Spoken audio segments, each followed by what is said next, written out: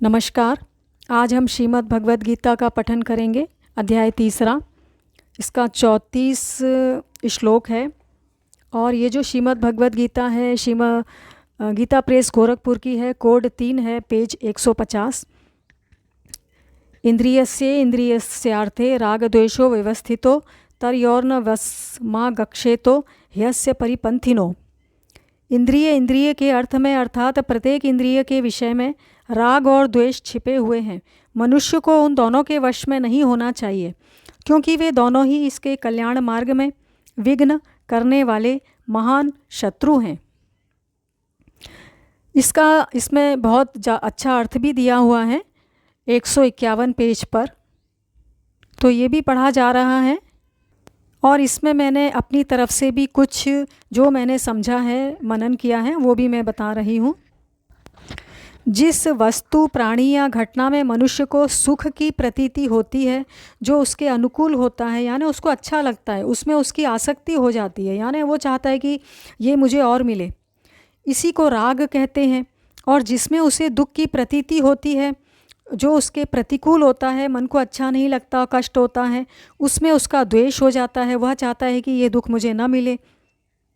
वास्तव में किसी भी वस्तु में सुख और दुख नहीं है।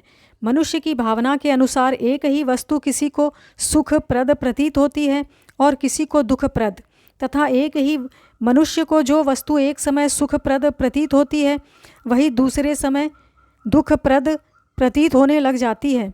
अतएव प्रत्येक इंद्रिय के विषय में राग द्वेष छिपे हुए हैं, यानी सभी वस्तुओं में राग और द्वेष दोनों रहा करते हैं। सभी चीज़ों में, किसी को कोई चीज़ में सुख मिलता है, किसी को गृहस्थ जीवन अच्छा लगता है, किसी को संन्यास जीवन अच्छा लगता है, किसी को ब्रह्मचर्य जीवन अच्छा लगता है, किसी को मीठा खाना ज़्यादा अच्छा लगता है, किसी को खट्टा खाना ज़्यादा अच्छा लगता है, किसी को ज़्यादा देर सोना अच्छा लगता है, किसी को कर्म करते रहना ज़्यादा अच्छा लगता है। तो बहुत ये सारी चीज़ें हैं। सभी, किसी को कोई चीज़ अच्छी लगती है, किसी को कोई चीज़ अच्छी लगती है। अतः प्रत्येक इंद्रिय के विषय में राग द्वेष छिपे हुए हैं, यानी सभी वस्तुओं में राग और द्वेष दोनों ही रहा करते हैं। क्योंकि जब जब मनुष्य का उनके साथ संयोग वियोग होता है, तब तब राग द्वेष का प्रादुर्भाव होता देखा जाता है। अतएव इसलिए मनुष्य को परमेश्वर की शरण ग्रहण करके इन राग द्वेषों से सर्वथा अतीत हो जाना चाहिए। ठीक है। मनुष्य अज्ञानवश राग और द्वेष इन दोनों के वश में होकर विनाशशील जो भोग हैं, जो भी जितने भी भोग हैं संसार के, वो सब विनाशशील हैं। उनको सुख का अपना हेतु समझकर, यानी सुख के माध्यम समझकर कल्याण मार्ग से भ्रष्ट हो जाता है। यानी कि वह अपने को नहीं जानता, परमात्मा को नहीं जानता। वह यह भी नहीं जानता कि हमने ये शरीर जो है क्यों धारण किया है आत्मा ने, और क्या है सोल का पर्पस क्या है।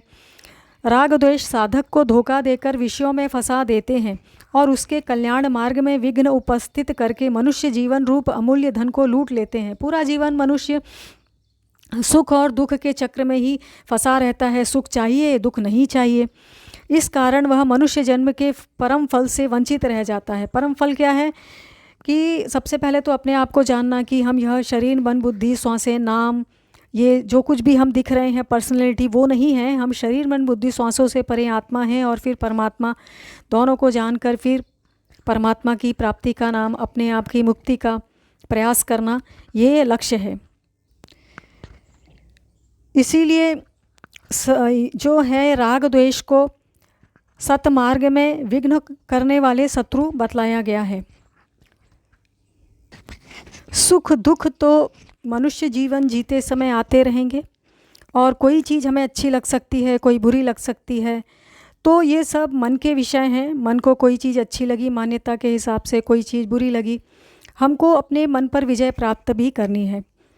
जो ऐसा मेरा मनन है, जो मैं अपना मनन बता रही हूँ, इसलिए हमें दुखी नहीं होना है। हम किसी भी धर्म के हैं, किसी भी जाति के हैं, स्त्री हैं, पुरुष हैं, कोई भी, हमको अपने आप को जानने का अधिकार है कि हम वास्तव में कौन हैं। मैं कौन हूँ, यह प्रश्न पूछें हमेशा अपने आप से, और अपने जो भी आप कर्तव्य कर्म करते हैं वह करें। और श्रीमद् भगवद गीता पढ़ने का आपको सौभाग्य मिलता है तो पढ़ें, अन्यथा सुने अवश्य से, क्योंकि यूट्यूब पर बहुत जगह श्रीमद् भगवद गीता भी है। उसके श्लोकों से बहुत कल्याण होता है, बहुत अच्छी एनर्जी, पॉजिटिव एनर्जी जो है वो आपको मिलती रहेगी। तो आज के लिए बस इतना ही। धन्यवाद।